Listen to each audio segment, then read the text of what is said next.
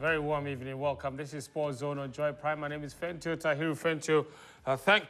Thank you so much for joining us here on the show. Proudly brought to you by Piva Beverages, Centex Tank, Guinness, and of course Kivo Gari 4-in-1 mix. Over the next 90 minutes, we've got a lot to cover here in the Ghana Premier League. Asante Kotoko held by Samatek, but Hearts of Oak are shocked by Dreams FC as the race for the Ghana Premier League continues to heat up. 9 players take part in the first Black Stars training ahead of crucial World Cup qualifiers against Chad and Madagascar. We'll bring you images, of course, from the Accra Sports Stadium. We will also take you to Laboni. That was where the Premier League trophy made its grand entrance into the country.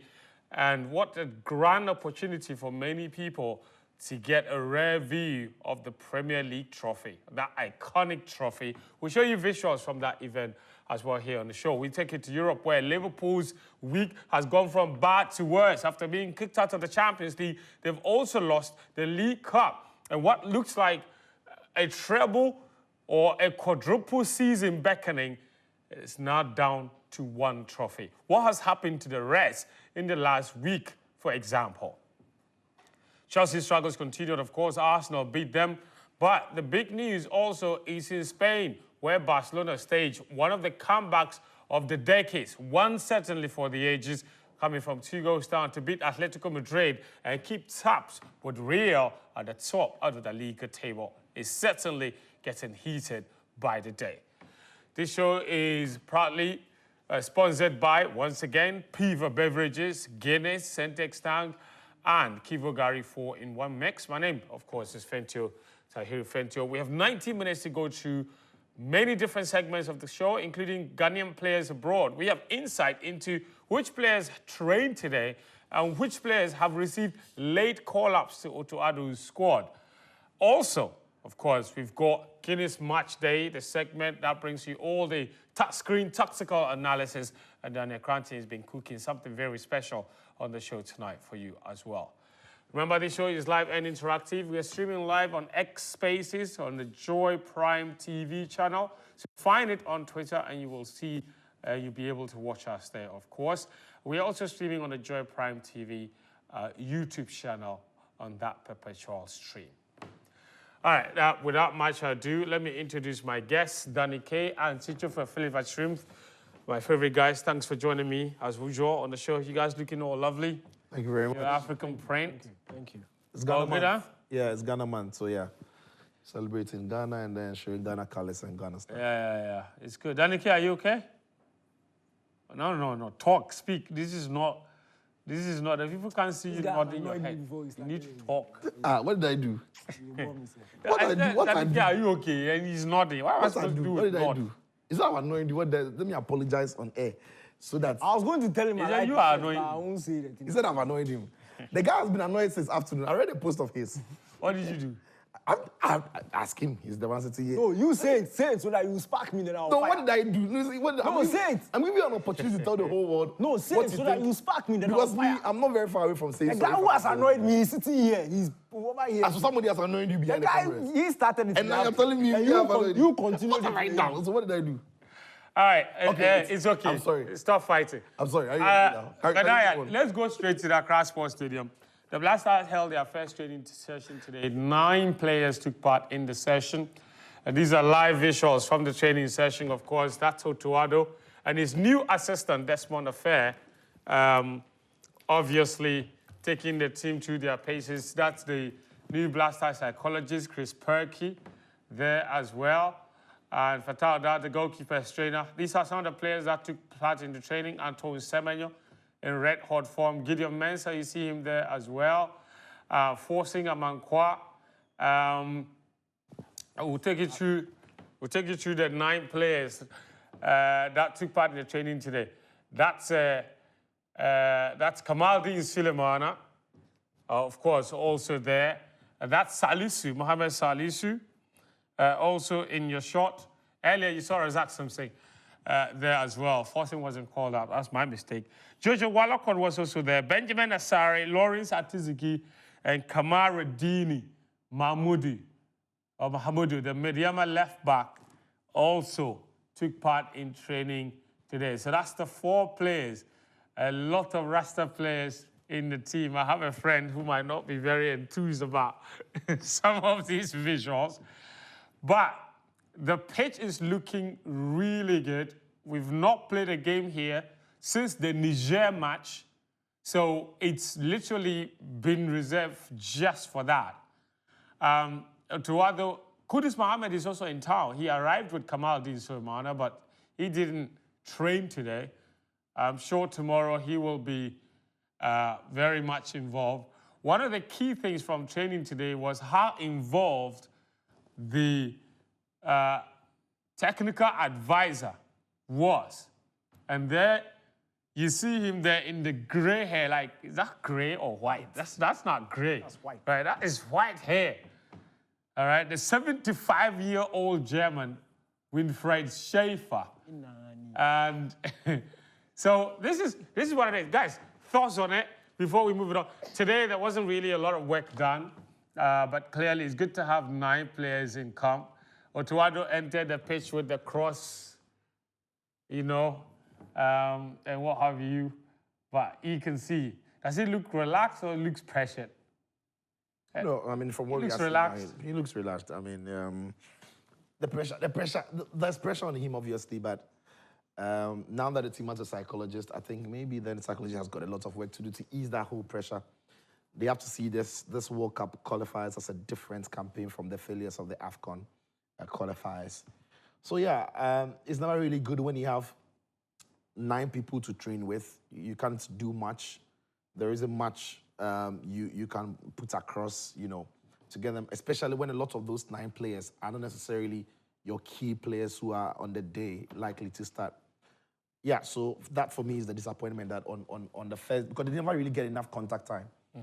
But it's also understandable why on the first day of training you're likely not to get a lot of the full complement of the squad, because the players, most of them are traveling from Europe. If it's an European country, it's easy to get them in and get them to train. I think that's the downside in our part. And it happens every time that the team has to gather and prepare for games, that, you know, the first batch normally is 8 or 9 or 10, and then the next day you expect everybody to be back. But that is one whole day gone. And some way, somebody have to account for that through either tactical work or work on the pitch. But yeah, now that they've got it, and we discussed it somewhere on another platform, that the squad is, I think it's also on game plan, that the squad for me is just about it. And so we hope that they can get a job done, because what we've got ahead of us is huge. Danny K, I mean, there's not really a lot to say about today's training. Nothing, no signals to pick up about potentially what the team would look like on Friday against Chad. But it's good to see how many backroom staff were present on the pitch today. And how involved everyone is, from Fatah Dada to John Pencil, Otto, Ofe, and of course, Schaefer himself. Yeah, it's a new backroom staff, a new technical team.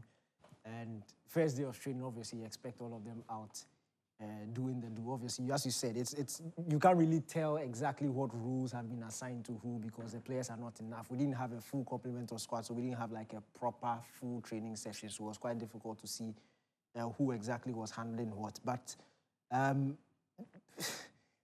it hasn't changed the reservations from some of us. Obviously, it's nice to see the boys back. It's nice that we have a Black Stars game coming back. But it's 3 or 4 days to get in the proper work. Whatever the technical team have been discussing behind the scenes, obviously they've met a couple of weeks prior to this. They've started discussing tactical ideas, as in that Desmond Affair interview a couple of weeks ago. So we know that they've already started work in terms of the discussions and what exactly they want the team to look like. But it's these 4 days that we will have to implement it. And as Icho said, it's very difficult when it comes to international football, because contact time is not, you don't have enough contact time, enough for you to convey the message and for them to go ahead and put it into practice, make mistakes and correct it. It's very limited time. But these are top professionals. So then you expect that the level is at a certain quality. So we hope that they're able to translate whatever they've been discussing. back in a couple of years ago, we would have said this will probably be a straightforward game, but we know how difficult this game will be. Niger came here, beat Ghana. In fact, 6 games, no win. It's an opportunity and it's a fresh start. I think enough time has passed since that period. And if, obviously, the psychologist will do his work. And if I was a psychologist, I'll be telling them that this particular qualification is going well. The World Cup qualification is going really well. The last time we were excited was because of the World Cup qualification. Away win against Mali, home win against Central African Republic. We are level on points at the top. If we can get 6 points out of these 2 games, there's a huge likelihood that we'll be sitting on top at the end of this window, which will give us a huge boost. So it's just basically forget about what has happened at the AFCON, and hopefully this new technical team can start on the right foot.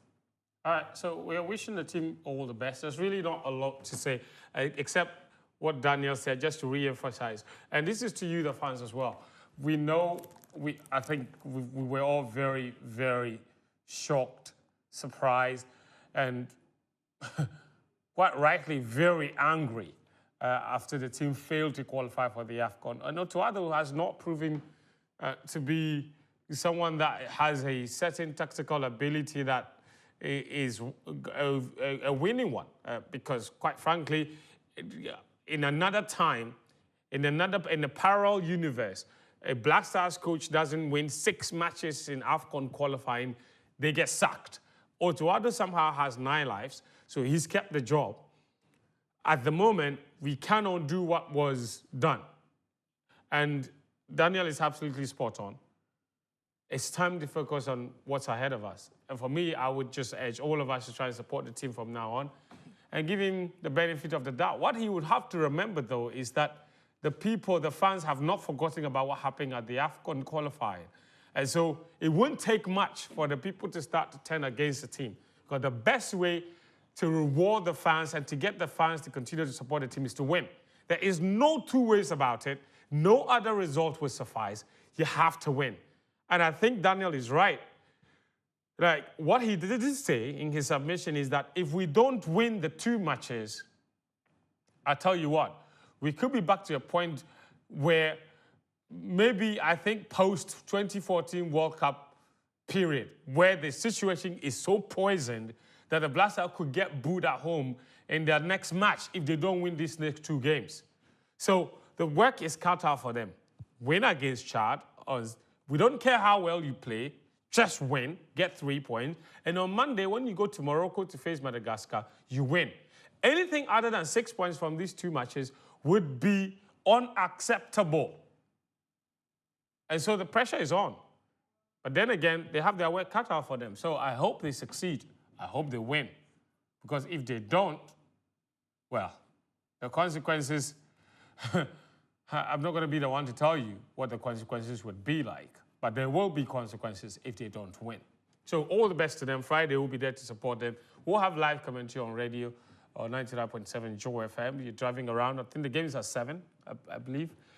So if you're... 4 or 7? I think... Let's just check. You can confirm. I saw 7. Yeah, right. But the GFA will confirm kickoffs. I'll just confirm with my... You always confirm. Oh, select. I saw 7 p.m. I mean, I could just check. Yeah. Because I saw 7 for sure. But, Yeah, I've also seen 7. Yeah. I saw, Well, Yeah, 7 p.m. I saw 7 p.m. And my producer is telling me it's 7, so I'm correct. Well, then... Okay. It's 7. Again, Yeah, then it's 7 p.m. Yeah, So now. it's an evening game, so it depends where you are. So go and spend your evening there with the Black Stars. If they ruin your day, you pass by Osu. If they win, you pass by Osu. Right? If they lose... The location of the stadium. Oh, yes. If they lose, you pass by Osu. If they win, you pass by Osu. Either way, there will be some drinking. Osu will enjoy. Anyway, so listen, so that's what it is.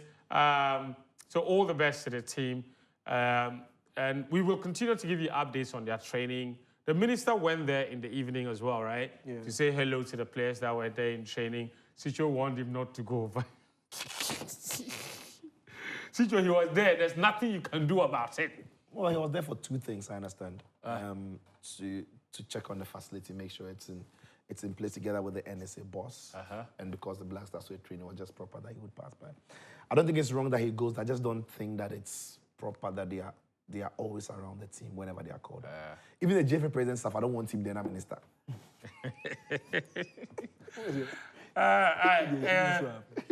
Guys, let's move the conversation along. Talk about Ghana Premier League very, very shortly. Look, there was a lot of drama when Hearts of Oak lost to Dreams FC. That game was not allowed to be on TV. The Kotoko versus Samate's game, though, was allowed to be on TV. That game ended 1-1. It ended up being a really good result for Kumasi Asante Kotoko because Hearts of Oak lost their game. So that is a point gain for the Phobias on their rivals in the title race. We can look at those highlights now. You're not going to believe this. Kwame Poku joined in a halfway point of the season, ahead of the second round. He scored 6 goals now in 7 games, and he is in the top scorers chart. Yeah, that's how good he's been. Or otherwise, that is how bad. He's the 5th highest scorer. Yeah, he's only 4 goals behind the top scorer this season. Steven Abankona. That is great. What kind of league?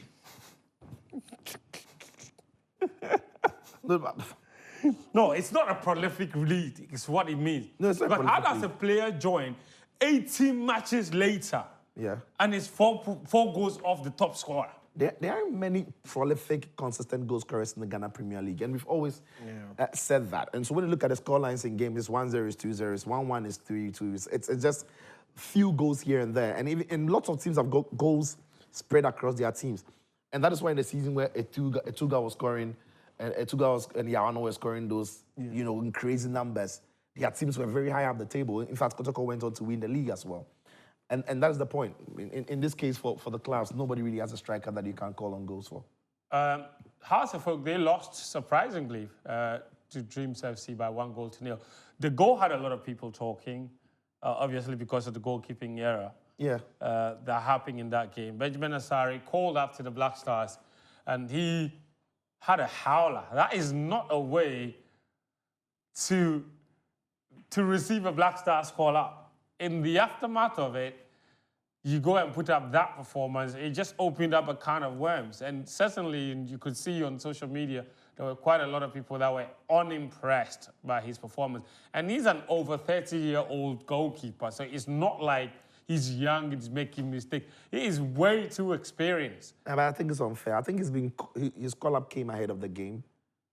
And ahead of that game, I think he's been one of the best goalkeepers in the league. Goalkeepers make mistakes, players do make mistakes. I don't think I'm going to judge his entire ability on that game. I've got my own questions about his call-up, but I wouldn't necessarily say that he shouldn't have been called up based on the current mistakes that he made in this game. But yeah, I think he didn't do himself any good there. But I'm not gonna say because of that game he shouldn't be called. We look at all the other games he's played and strike the average. It's one of the reasons why I had to focus in the top 4 now. He's been very good for them this season. What's happened to Jordan Amisa?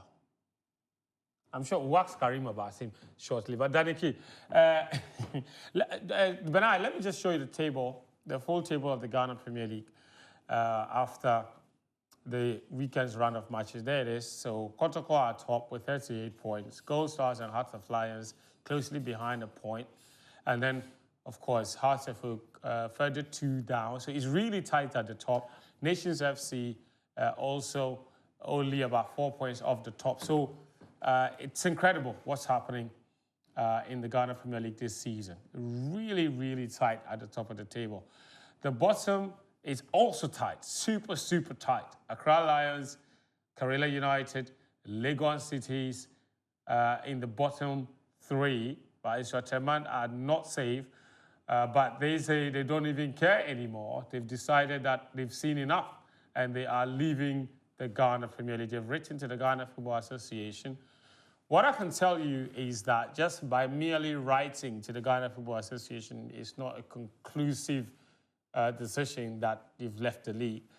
Some processes still have to be followed, except that they have to wait for them to forfeit 3 games in a row. Then they can ultimately make a decision and trigger a clause in the statutes, in the competition's regulations, to kick them out of the competition. But even more worrying is the fact that Nsoatreman say that they have dissolved the club. Now, this is a club that have put together or put up some very decent facilities in the Ghana Premier League. They have a stadium, they have a clubhouse, they have quite a number of things. They have employees, to just decide that they are no longer interested because their owner is being pursued or is under investigations for being complicit in the death of Paulie.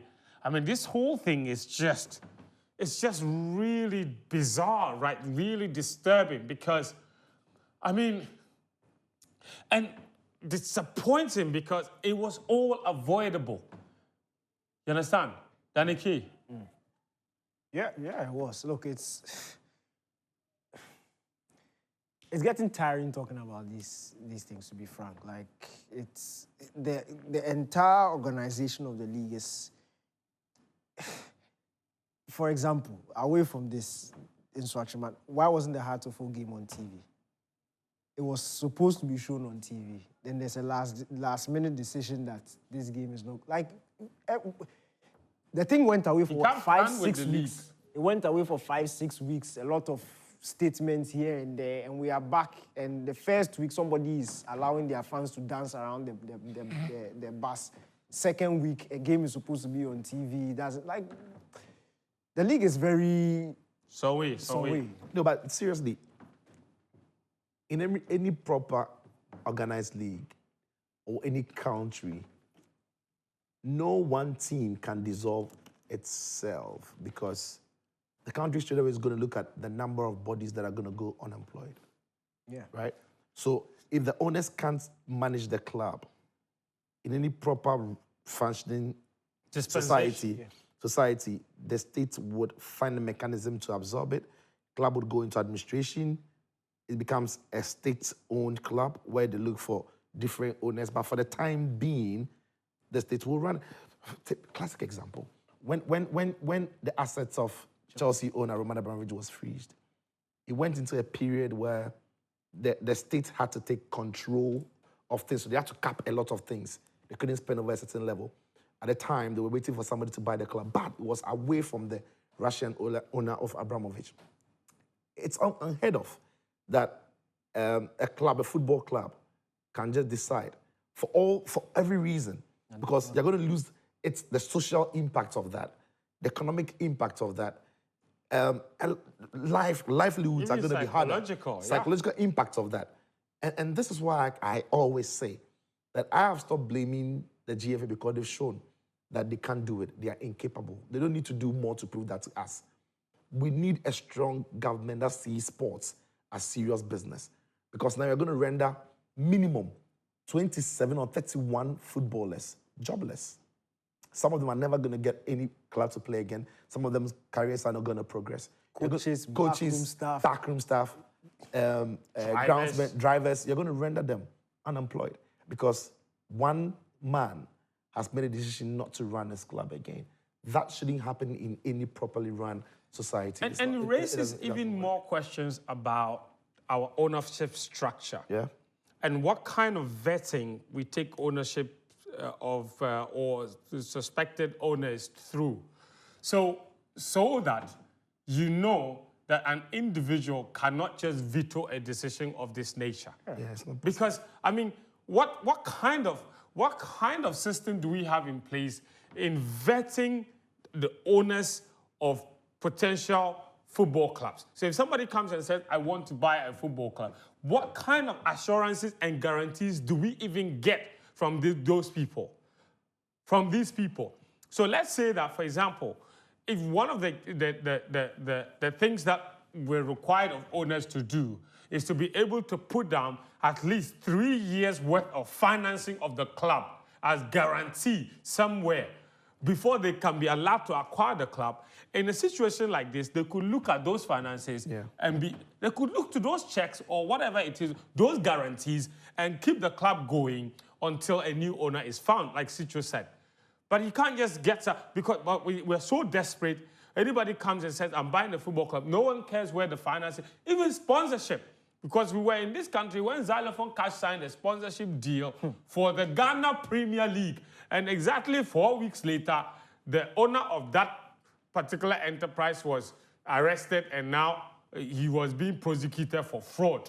We don't do any investigations whatsoever. We don't do due diligence whatsoever in ownership, in sponsorship, and all of these things need to be done. And Sicho is right when he says that these things are not just the job of the Ghana Football Association. The government needs to have its own structures in place.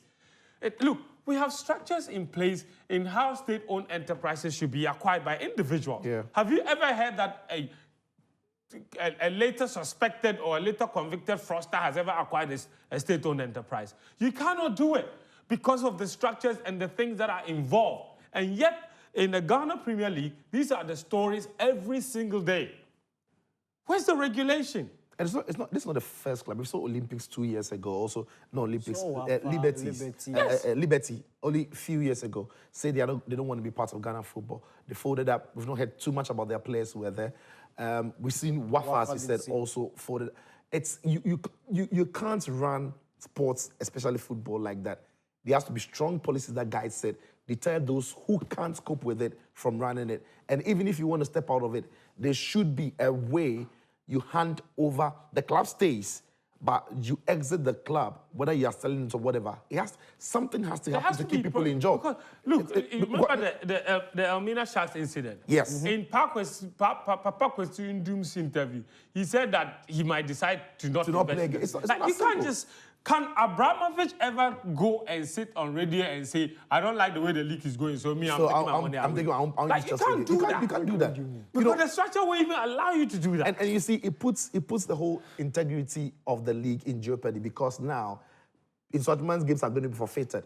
People are going to get class 3 goals. How do you even work around it, right? Teams have already faced them. Yes. Some have won, some have lost. And then some are now going to get 3 points. It puts the whole integrity of the league in jeopardy. And I feel for the FA in this regard, like I said, they don't have the capacity to fix this. This needs a stronger policy, a powerful hand, in this case, government, to overlook this. And unfortunately, we've let ourselves down. It's like sports in this country is in a jungle where anybody can just pick anything and do anything with it. It's just disappointing.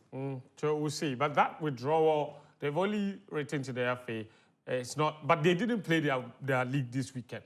So next week, they won't play again. The following week, they won't play again. After that, then the FA has to make a decision on what they're doing with those who have played matches against them and those who have fixtures against them. Are you awarding automatic 3 points to everyone, or are you taking 3 points away from everyone automatically? Or what are you doing? Because some won, some lost. So if it's just decided you are awarding automatic 3 points to everybody, that's not exactly fair to the ones who worked hard to get 3 points. It's just bizarre. The ones who lost now get 3 points. Like the whole thing. Basa! Just bizarre. You know? They have to be able to stop that and save jobs. The government must intervene. Yeah. And save jobs. You can't just get up and say, I won't do again. You won't do again, saying. It's bizarre. It's a reflection of the... And then you do again. No, and the government has system. You see, for example, government said this year, they're not doing the Ministry of Information as renewed from the past administration. But all those who are working under that ministry have been absorbed at the communications wing of the presidency. Which means when it comes to the government structure, their system that takes care of that. Why is it that when it comes to these things, in sports and in other sectors, government is overlooking these things? I don't get it because... The example you said is a very good one. Because the government, look, John Mahama came and he says that I'm reducing the ministries to 60 only. Yeah. Which means, from what? There were how many? Well, now they're Charles War, but... Fair enough. Fair enough. But fair enough. The point I'm making is that several ministries no longer exist as a result of that. But Sicho is saying their employees, that agency still found a way in this government. So now there's no Ministry of Information. But it doesn't mean that everybody who was working at Ministry of Information has now been sent home. Yeah. There's a function for them. Yeah. So you can't just Some get have them been reassigned, but their money So you can't just say, I'm not doing it, I will play again. So now all the players should go home. All the employees go home. Everybody go and sleep. You understand? Like football it's a isn't a it- tool for social cohesion. This is the end of last season that RTU said they can't pay their players. So Yeah. That's last season.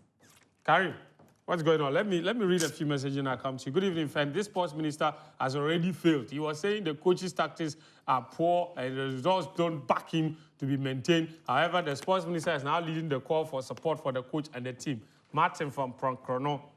This message says, good evening, guys. I'm James from Ashama Zenu. I think Anslot is confused. Thank God Klopp started the league well to put Liverpool on top before the losses started. Okay, he said, thank God he started the league well to put Liverpool on top before the losses began. All right. King James from Kasua says, you guys are doing a great job. Ghana is shouting USA already. Barcelona will win the Champions League, you say. All right. Josh from Hebron says, good evening, friend. Is it true that Man United are monitoring Semenyo? Man United, Arsenal, pretty much everybody is interested in him. Good evening to you. I'm Jacobsco inside the AG. This evening is not looking good for Liverpool fans, but still, we go again. The downfall of a man is not the end of his life. We will bounce back like never before, but you're looking nyaptic, he says. Good night, shalom. Thank you very much for your message. Joseph from Bandiz says, good evening to you guys. Congratulations to all the Madrid fans across the globe. Friend, I said this thing last week, Monday. We are relentless, the masters of the Champions League. You can bluff, but when it comes to Champions League master, everyone knows about us, into brackets, Madrid. All right, thank you, Joseph, for your message. This message is from Ebu Isaac, a.k.a. Azay, from Sakomona Village. Good evening, friend, Mr. Ta. Oh, Charlie, I think Man United and Chelsea need to play an extra match at the end of the season so the loser gets Sancho. Since Chelsea are kind of running away from the obligation to buy him. That match was sell out Wembley. Each team would fight for their life. How can a player be this bad? Thank you for your message. Paul Nate from Koforidua says, good evening, guys. Ghana will continue to have goalkeeping problems if Fatal Dada, who has not achieved anything or any higher professional certificate in coaching, is maintained as the goalkeepers trainer for the Black Stars. I think Fatal Dada has a half license B, I believe. So he has a certificate in coaching. You people should stop that. Let's go to Karim now for Ghanaian players abroad. Karim, how are you? Welcome. We missed you last week. Yeah. Yes, thank God I'm back. Yes. Back and looking well. Yes. Yeah. What's going on? What's going on? God is great. You know this is the headquarters Of everything sports. yes, okay, yes. The squad came out on when? The squad came Friday. out on Friday. Friday, yes, Everyone else has said what they think. yes. Now they're waiting for what they call the final say or the final word. Final whistle. Yes. And you have got the final word. Yes. Brilliant. You see, when you hear news from somewhere, you have somewhere that you go and confirm. Yes. So we are here to confirm this. Yes. Back in the day, we used to have those people. If I don't hear it from a certain person or certain platform, there is no truth. I don't even believe.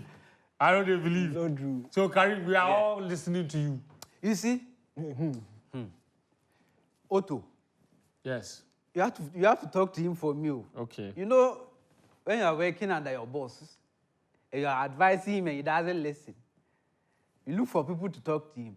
So I'm calling on you to talk to my boss, Otto Ado, for me. So this squad he has named, averagely, is okay. But if you look at every position from department, from goalkeeping, defense, midfield, and attack, there are some issues there that you think could be done better. You were just talking about the goalkeeping situation. These three goalkeepers here, if you are looking at them, this is the number one for sure, Lawrence Hatizigi. Okay. There's no way that any of the two will play if he's fit. If you are looking at Joseph Wallacott, he has played 33 games for Crawley Town. They play in League One this season. 33 games. He has conceded 65 goals. If you are playing 33 games, you are Wait, take that start again. Joseph Wallacott for Crawley Town has played in all competitions. this season alone. Yes, this season. 33 games. 33 games. And he has conceded 65 goals and kept 3 clean sheets. 3 clean sheets in 33 matches. and consider 60. 5. That is That's goals. me. That's me. That is 2 goals That's every me in the game. poll. I can't cut. Okay. So, I'm Fair just enough. looking at- It's not good. Yes, I'm just looking at it that, well, for him, you can say it's because of the experience he has had in the team. That's why he's called up. If Lawrence Atizigi is not there, maybe he'll be the one to be called upon. But Benjamin Asari, 32 years. Yeah. Well, he's Ghanaian. He deserves to be called up. But if you are looking at the future, these 2 games, there's no way he's going to be played. I can bet with my life that if these 2 goalkeepers are injured, they'll go and look for a goalkeeper somewhere to come up. But what has happened to what has happened to Abdul Mumin? Who? No, what's happened to Your name is, sir. No. The one who saved the penalty. Nuruddin. He's injured. He's injured. Yes. So, if you are looking at futuristic call-up, Asari will not be played in this game for sure. But he deserves to be called up. It's not his fault that he was called up. But if you are looking at the future, it's not the future. Question for you. Are there other performing Ghanaian goalkeepers out there? Yes, that is the options I'm coming to provide. I'm not just coming to criticize. I'm giving alternatives. So this is Asari in the Ghana Premier League this season. Okay. Look at the statistics. Very good. In 19 games, if you've kept 12 clean sheets, that is impressive. And look at the goals he has conceded. Just 8 goals conceded. But it's in also 19. the Ghana Premier League. Ghana Nobody Premier League. concedes a goal. Nobody concedes, but if you are looking at how he performs in some games, though some you see that, how is But now I get a that goalkeeper of- Benjamin Asari goal from this weekend. a goalkeeper of even the experience Kotoko game considered was his that fault. kind of goal. So who are the options? This is Joseph Annan. He was born in Teshi. He plays in Scotland. Yes, he plays for St. Patrick's. Yes. That is in the Scottish Premiership. And he has been there since the last half of last season. And this season, in 6 games into the Scottish Premier League, Premiership, he has kept 3 clean sheets in 6 games. So half of the games he has played, he has kept clean sheets and considered 5 goals. There are other options. If you are looking at a goalkeeper like Jordan Emisa, he's just 23, and he played for the Black Satellites, or is it? Yeah. Meteors. The Black Meteors. That is under 23 during the last under 23 AFCON. And he plays for Rose County now. Out of the 13 games they have played this season, he's kept the post in all of them and kept 3 clean sheets for them. So if you are looking at this going forward into the future, a call up for Joseph Annan, who used to play for Wild Stars, it would have been something like experience for him. Then if you are looking at also a player like Mohamed Salisu, if you are looking at his performances since the last international break, that is from November up to this point, there were 21 games available for him to be played for Monaco. And out of those 25 games, he has played 11 of them, 10 of them being starts. But if you are looking at the last 6 games of Monaco, he has played only 1 minute. 1 minute. 1 minute in the last. Is he injured or he's just being benched? He's not injured. He's been benched. The 1 minute he has played was this Saturday, in their game this Saturday. 1 minute. He came off just around the time the referee was getting ready for I'm not even sure he tied the ball before the final. Wow, that's crazy. If you are looking at, okay, has he earned this call-up? Are there options? There are options. Look at a player like Joseph Atamalawe. Last week, we were talking about this. In my team of the week, for the last 4 editions, he has been part of it. And he plays for Kesarispor, that is in the Turkish Super League. It's not like he's in Where Jerome Opoku plays. And Alexander Djuko as well. So 23 games, it's not like he's starting every game for them and has been crucial for them in their relegation fight. If you are someone who sees football and you take it and look at the ratings, most of his ratings are in green. That is between 7 and 10. So if you are looking at the performances, maybe he could have seen, it's not like this is the first time he's going to play for the Black Stars as well. He has had experiences before. And it's not just him.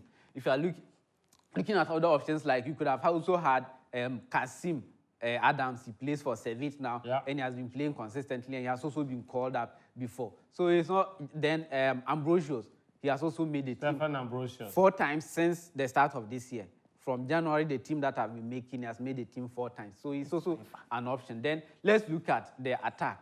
If you are giving a call-up to, this is a futuristic call-up, but were there options for him? This is Babonsu, Christopher Babonsu. He used to play for Shooting Stars, then went to Norway, and now he plays for Genk in the Belgian Pro League. Out of the 28 league games he has played this season, 20 of them were starts for him, and he has scored 3 goals and 3 assists. Out of 33 games this season, he has 3 goals and 3 assists. The Black Stars now, what do you want? What do you want? Goals. Goals. And if you are picking Jerome Opoku, who is unlikely to play, how will he help with the team? Someone is playing in League One. But he says... That's one. Yes. You see, we are wearing the same shirt. That one, you say what? You know, Where is he? His numbers there. Yes, his numbers. He has 4 goals in League One. Show me his graphic. Or you don't have his graphic? I don't have his graphic, but because Otto said he won't go to him, so I also decided that, okay, I won't force him on you, like he has decided to do. For someone scoring 3 goals in 33 games and has 3 assists, that is in Belgium. If they go there, where do they go? So, because certainly... They go to America. But if you go to France, where are you going? I'm going to Premier League. So I don't I'm trying understand. to get Karim's argument that No, he's not like he's going it's to not be like a he's starter. bad. He's a future. He's just 20 years old. Yeah. But this crucial game that we have now, is he an option to play? Can he help the team? If you give him it's only when you give him a chance that you can determine this. But you need to rely on more experienced heads in games like this. So what are the options? This is Zubair Ibrahim. He plays for. So if you are looking at transitioning players, Babons has not played for Ghana at any level. Ibrahim Zubairu has played for the Black Satellites, was their captain. And this season, he has transferred to Partizan Belgrade. That is one of the top teams in the Serbian Super League. Out of 31 games, he has 11 goals and 4 assists. Good enough. And it is progression if he was moving from the Black Satellites to the Black Stars. But maybe his chance will come. And there are so many other options. This is Benjamin Teti, also an experienced head. It hasn't worked for him at Mez last season. Was struggling with injuries over his time there. But now he has moved to Maribor. They were playing in the Conference League at the start of the season. Yeah. And out of 15 games he has played, he has 10 goals. He's under punishment. And 2 assists.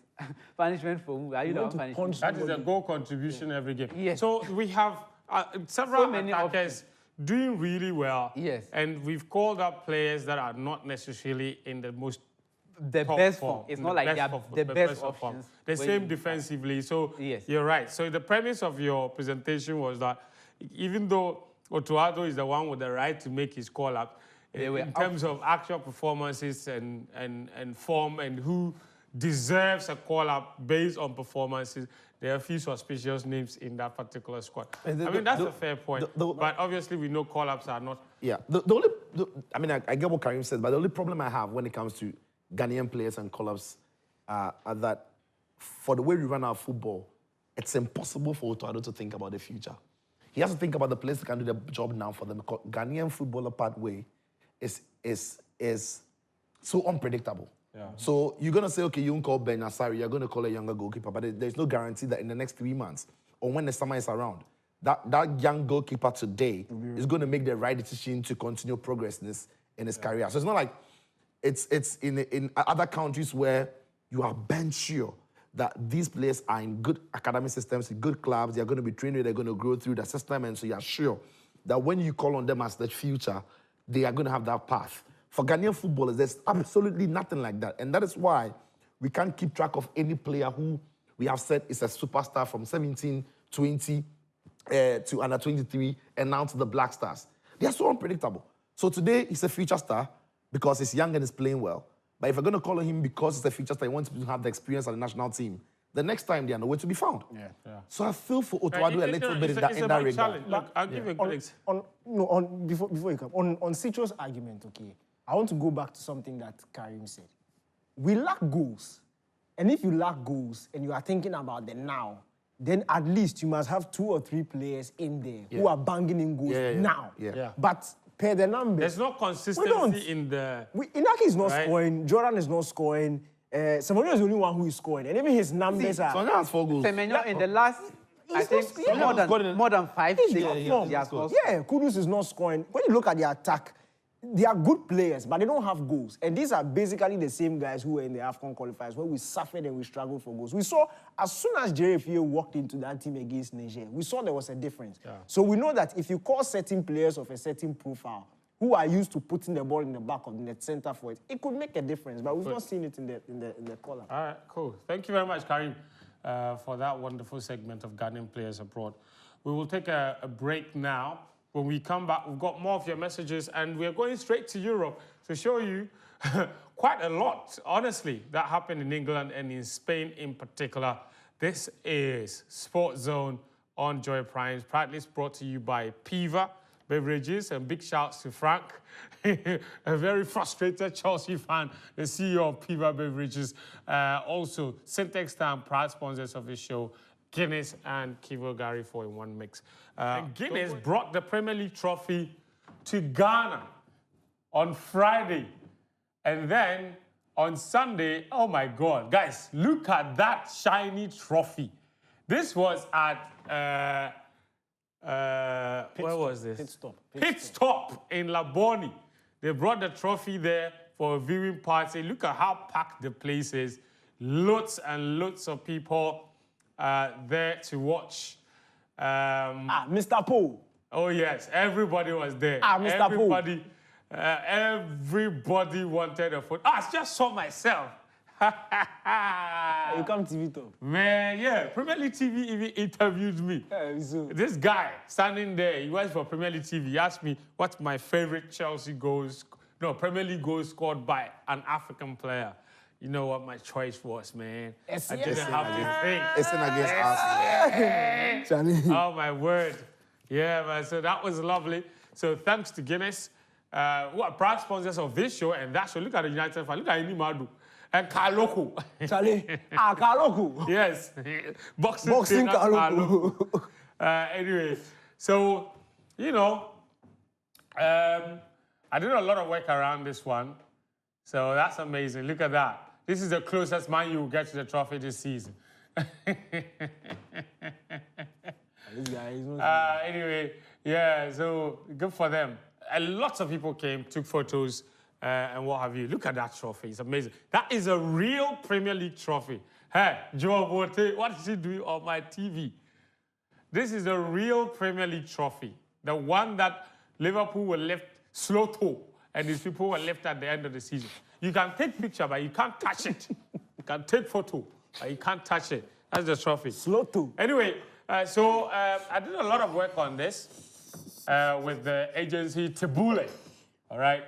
And then Guinness Ghana, they were so impressed with all the work I did around this trophy tour that they sent me a package. See, Jofe, Danike, help me to do the honors, okay? Hey, yes. So something there, you know. Oh, yes. Guinness sent me a lovely package. Oh, Chale! Oh, Chale! Oh, Chale! Guinness sent me a lovely package. Unboxing. Yes, unboxing. Show them what is inside. Chale, there's a bow. You see? There's a bow. There's a bow. You have to untie the bow. But It's like this. It's like this. You have to be that way. So you see, there's a bow. Please zoom into the bow. The bow. Zoom in. Let's go. It's there. It's there. Smooth. The bow. Smooth. So that okay now unbox. Just cheat the bow. Thank you. Oh, Charlie. Oh, Charlie. That's right. That's right. Show them. Show them. Open. This is amazing. Look at the content. Okay, this is the content. And the one thing that I'm looking forward to. Hey, Charlie, give me one shot. Then the key collect. Go and enjoy. Go and enjoy the Guinness. This one I can't touch it. But this one, no, relax. Zoom in. It says what? Oh my God! Oh, Charlie! Oh, Charlie! Yes, they have written. Cheers to you for being the man of the match in helping us make the historic feat a success. Oh, Guinness! Oh, Charlie! Oh, Charlie! Oh, Charlie! Oh, that's a lovely touch. That's a nice, lovely touch. But guys, an original Chelsea jersey, okay? Oh, solid. And it's signed. What was that? The jersey is signed. But The guy is oh my word! Signed by who? Enzo Fernandez. Enzo is signature there. So to identify the signature. Then chance, so we don't need. Hey, master. Okay, this be Nicholas Jackson. Yes. Jacko. Who is signature that? Who is this one? This one Nicholas Jackson, I can see. Still Rhys James. Yeah. RJ. Yeah, Rhys James. I'm looking for Kukurea. This one Kukurea. This one Kukurea, my you office. do like a hair. Oh, man. My day is made, man. A signed JS6. Chelsea jersey. Oh, Who is Chelsea's number 6? Huh? Who wears 6 at Chelsea? 6. Oh, that's a Cole. Oh, yeah, I've seen. Yeah. You see 6 there, right? CL6. Signed by how many players? Count the signatures. Count the signatures. 1, 2, 3, 4, 5, 6, 7, 8, 9, 10, 11, 12. Ha!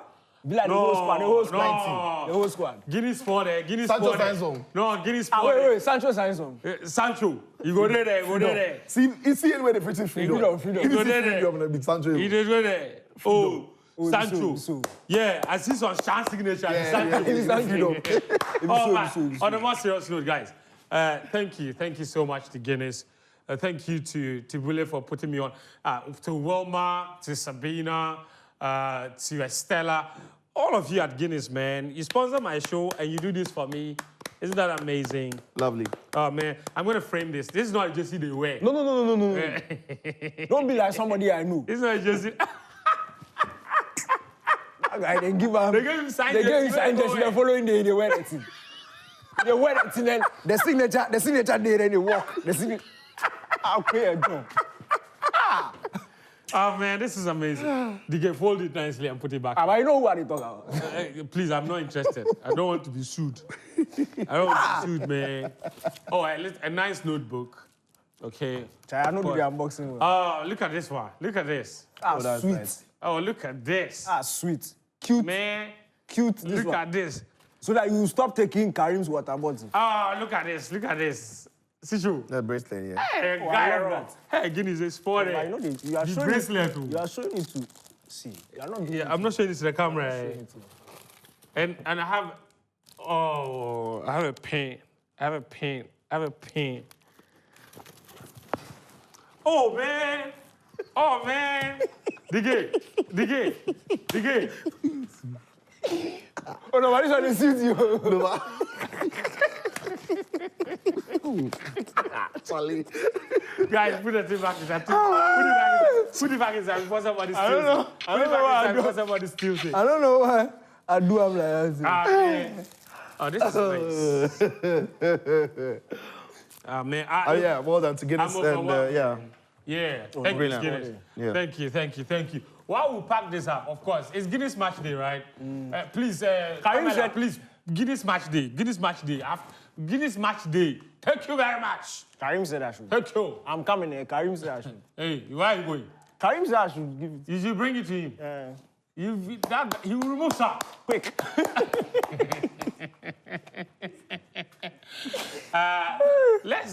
Nonetheless, let's take you to Wembley and show you Newcastle against Liverpool in the League Cup final. It was supposed to be Liverpool's first trophy of the season. It didn't end out to be. It ended up being Newcastle's first in 70 years. Take a look. DK, we'll bring back the highlights, guys. We'll bring the highlights back. But let's talk about that game. For anyone that watched that match, one thing was clear. Liverpool were overrun. What happened? Okay, it's credit to Newcastle. And when we watched the semi-final, we were very critical of Arsenal. It just looked like they didn't want it. And Newcastle were all over them. First leg, second leg, same thing happened. And then Newcastle go on and do it again in the final, this time against Liverpool. Like, Liverpool are playing in the final, and it looks like Liverpool are not interested in the final. And that is credit to Newcastle. So it takes me back to how much they really wanted to set things right this time around. Remember 2 seasons ago, they lost the final against Man United, went so close to ending their drought. And it's almost like it's poetic. After 68 years doesn't sound as nice as after 70 years. Yeah. And this time around, they got the job done, beating the best 2 teams in England as it stands, the first and the second in the Premier League, on the Premier League table. But Sunday's final was something else. As soon as the game started, you could just tell that this wasn't going to be as straightforward as we thought for Liverpool. They had to work for every single pass, every single movement. Newcastle were all over. The intensity, the press, the energy, from the blast of the whistle till the end. You could just tell that they were not going to let this thing pass by. And I think they deservedly won. that first half performance, it was very important that they went up or ahead in the first half after that sort of performance, because especially against teams like Liverpool, the top teams, if you play well and you don't get the scoreline in your favor, they could easily come out of the break and overrun you. But Newcastle did well to get ahead in front, and from then it was very difficult to see a way back from Liverpool. Slot tried. I don't think the substitution. In fact, everything he did was countered by Eddie Howe, who was on top of his game the entire time. So, congrats to Newcastle. They by far deserve this trophy.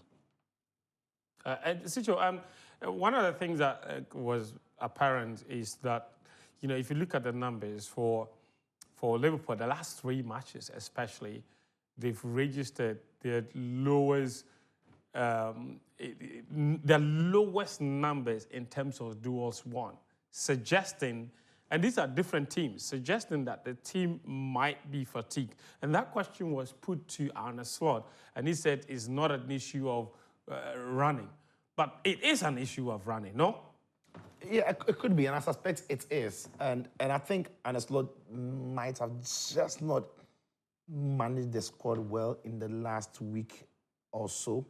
And the reason I say this is, when Liverpool played in Paris against PSG, Liverpool were completely battered in that game, and they chased the ball so much.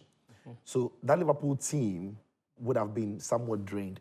3 days later, they were playing against Southampton, and he didn't rest enough of the players. He still stuck with a lot of those boys in the game against Southampton. Yes, they won by 3-1. But then the return, the game after Southampton was again against Paris Saint-Germain. It was at Anfield. It went all the way 120 minutes to extra time and then to penalties. So the game in Paris, playing just about the same place against Southampton, and then playing at Anfield against Paris for 120 minutes. Yeah. Surely, they had Eto'o on the team. Yeah. And I'm thinking the game against Southampton, judging how poor they've been this season, he could have rested a bit more of those key players. You could have trusted maybe Elliott and Curtis Jones and Chiesa, you know, get all these boys to get them to play in that game. Not necessarily disrespecting Southampton, but putting in mind that they've got bigger games to come. And against PSG... It's not disrespect, it's squad management. Yeah, squad management, really. Like, you've got PSG to come, you know it's going to be a difficult game. And it really was a difficult game. Liverpool ran a lot in that game. It went all the way to 120 minutes, like I said. Then against Newcastle, and you know that when you play against Newcastle, you need a lot of energy. Be ready for battle. Because Liverpool played against Newcastle only 2 weeks ago. They beat them by 2-0 at Anfield. But that was, again, Liverpool who had the races in that game. But in the final, really, there was only one team in it. It was Newcastle. And credit to Eddie Howe and his boys. They were amazing. Every single one of them was brilliant. Joe Alente, Guimaraes, Tonali. That midfield three has got to be one of the best in the Premier League. He hasn't always come together because they've not always been together because of injuries, maybe suspensions. But when they are fit and they play, they are impossible. When you've got Isak in the form in which he is, it's devastating. Amazing. And so credit to Eddie Howe and the boys. It's a wonderful story for them. Newcastle after the season. Say again? I don't think it's going to be a Newcastle at the end of this season. Yeah. It just looks too hot a cake. If they can get the Champions League slots, which I still think they've got a chance to do considering all the inconsistency around them, I think maybe they keep him. But maybe if another team comes with big money, then they are going to sign him. But credit to Eddie Howe and Newcastle. They were amazing in this game. I'll give you one stat from that game that will blow your mind in terms of the duels won, okay? In that game, Bruno Guimaraes won 9 duels alone. That is more than the total number of duels won by the Liverpool midfield trio of Szoboszlai, McAllister, and Gravenberch. All 3 of them combined to win 8 duels. Guimaraes alone won 9. And here are a game to remember. 1-0. Here are the results from the other matches. Everton won, West Ham won. Southampton also losing at home 2-1 to Wolves. Ipswich lost 4-2 against Nottingham Forest, who are in blistering hot form right now. Man City 2-0 against Brighton. Bournemouth also lost at home. Things not going well for them at the moment. And then you see Fulham beating Spurs in that London derby 2-0.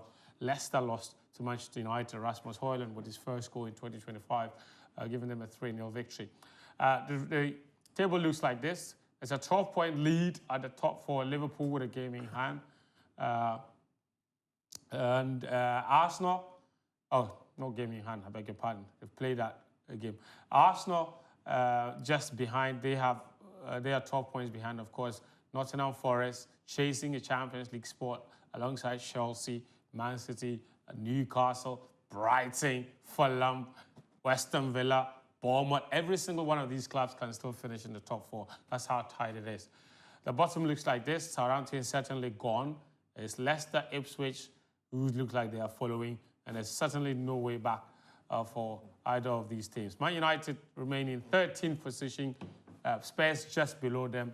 Back in the day, you know, Tottenham Hotspur, you'd never find them at this start of the table, but it is just what it is. All right, it's what it is, and it's unfortunate. All right.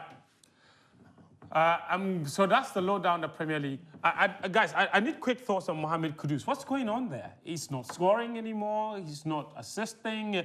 He's certainly not in hot form anymore. It's a West Ham. Every West Ham player. It's a West Ham problem. It's a West Ham problem rubbing off of him. No, West Ham Bowen biggest, is not West Ham scoring best that player much, is Gerard Bowen. Bowen is not functioning. Paketa has had his own problem. Shusek is not the same player. So It's a West Ham. It's a West Ham case of- problem. I really think so. And it would be harsh to just say ping it on Mohamed Kudus on PlayStation 5. Danike, we don't have a lot With of time. Ferran Torres. With Ferran Yeah. Wow. DK, you have But just about for 3 Spain. minutes to show us exactly how Atletico threw this away, or how Arsenal did it, or what? No. Just basically, this weekend was very interesting. The big game in England saw what the winning team is mostly noted for this season. Corner kick, set pieces, that's what Arsenal is noted for. That's where they found their winner with that goal. And it was a different corner routine. We usually see Arsenal camp at the back post before the corner is taken and then make runs inside. This time around, they flooded the front post. And I think when we saw this, we expected them to sort of hit a back post and then they all retreat. But they all crammed themselves at the front post. And then Merino snacking behind. But the interesting thing is that if this was a couple of years ago, I think this goal would have easily been stopped, because back in the day, we always had somebody on the first pole and the back post. It was a simple clearance. If somebody 2 and 3. Yeah, 2 and 3. If somebody was here, as used to be in the olden days. 2 and 3 This goals easily have been dealt with. And I don't understand. My point is, it's like now they stopped the first pole and second pole marking. You expect the inbox marking to be better, but it just seems to be getting worse with time. And that's something that I think coaches need to fix. Atletico Madrid are also really noted for their counter-attacking prowess, the ability to beat the high line. They did it 4 times against Barcelona in the Copa del Rey game. They did it again twice when they beat Barcelona away from home. And again, they found 2 goals from very good counter-attacking.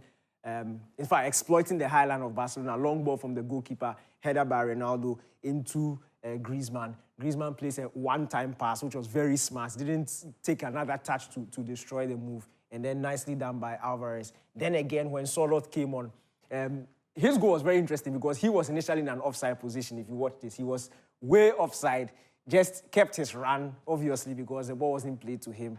It was nicely worked back to him, and you could tell, very intended pass, cut back, he got onto it, scored the goal. But what worried me about Barcelona's this goal, the goal that made it 2-2, Ferran Torres' goal, you need to watch the defensive midfielder in this situation.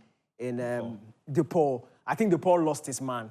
He had his eye clearly on the danger of Ferran Torres. Is watching him, and then it's like he's going in and he stops. And Ferran Torres just wanders into... He just gave up. Land. But again, I think this is something that we don't really give this guy a lot of credit this season. This Ballon d'Or hopeful in Rafinha. Look at the space he picked up.